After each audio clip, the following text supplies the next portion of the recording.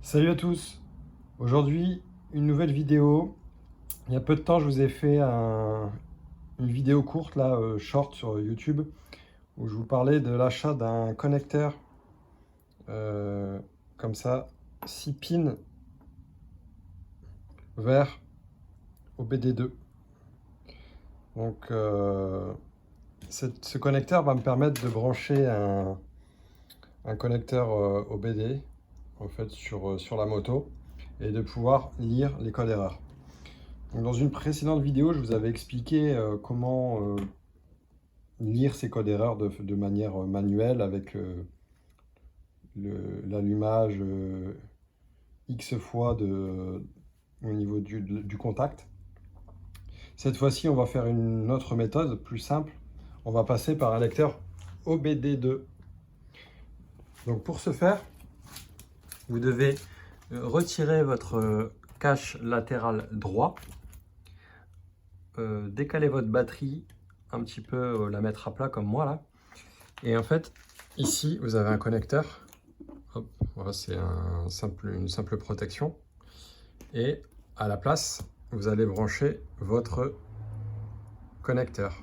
Donc 6 pins vers OBD2.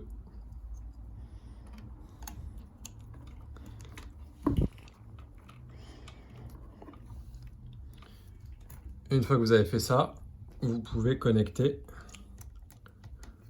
votre lecteur OBD2 que vous avez peut-être sur votre déjà acheté auparavant pour une voiture ou que sais-je. Donc voilà, ça se présente comme ça. Donc c'est un marque Hôtel. Donc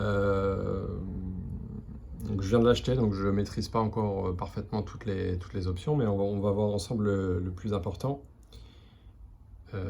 Il s'agit de lire les codes erreurs. Donc là, vous lancez là, avec la touche Enter. Donc là, il va rechercher comment se connecter au véhicule.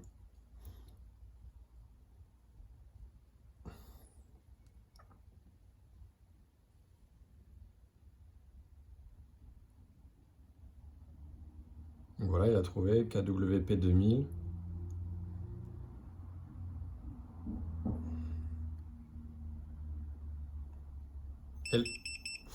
Et là, c'est parti. Donc, il vous indique qu'il a trouvé un code erreur. Bon, ça a été vite, mais on peut de nouveau les voir ici dans le lecture code.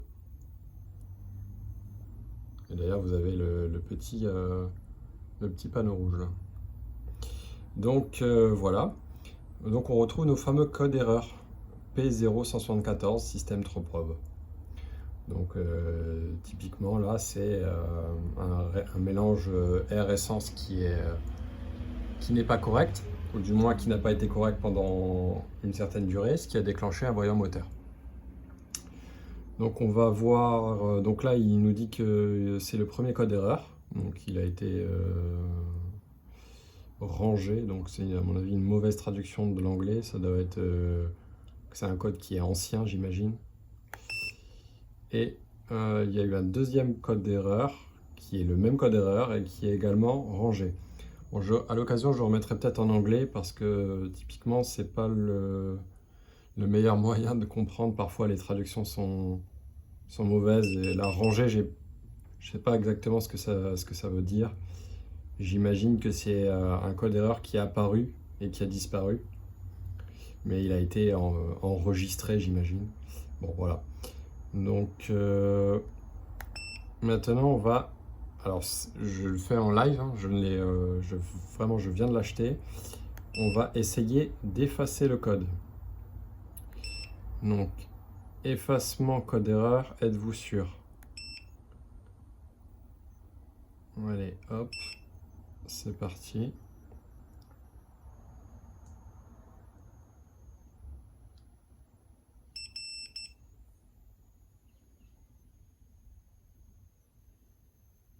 Alors, les commandes d'effacement ont été envoyées, nanana, perform.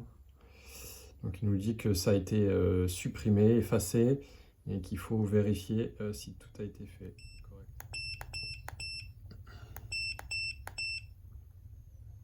Donc là, de nouveau, on va essayer de lire les codes.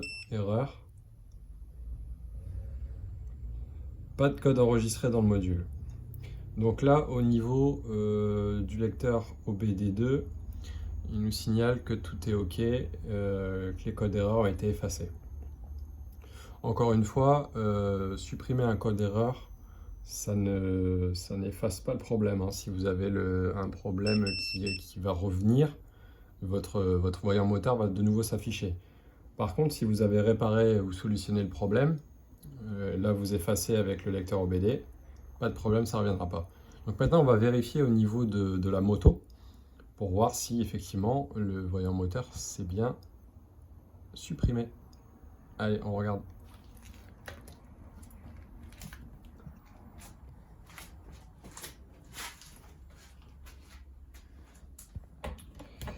Alors, pas du tout. Alors, on va éteindre la moto, on va voir.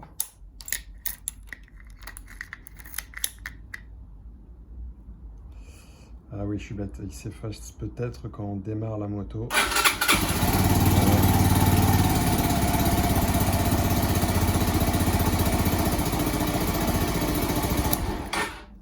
Ouais. Donc voilà, le code erreur est bien supprimé. Effectivement, quand on met le contact, tant qu'on ne démarre pas, vous avez ce voyant-là. Mais c'est tout à fait normal, hein. C'est uniquement au niveau du démarrage. Donc voilà, cette petite manipulation a très bien fonctionné. Donc le petit connecteur, j'ai acheté ça sur un petit site chinois. Ça vaut 5 balles.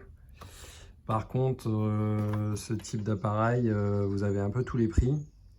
Alors vous en avez qui peuvent fonctionner avec votre téléphone, en Wi-Fi ou en Bluetooth. Bon, moi j'ai fait le choix d'avoir un appareil comme ça autonome. Déjà parce que je filme avec mon téléphone. Mais surtout je trouve ça plus pratique qu'avec des applis, etc. Là, vous pouvez aller n'importe où, le brancher, le prêter à un collègue. Je trouve ça super. Pour info, ça doit valoir 30 ou 40 balles. Voilà, j'espère que cette petite vidéo vous aura plu. Je vous dis à très vite. Ciao!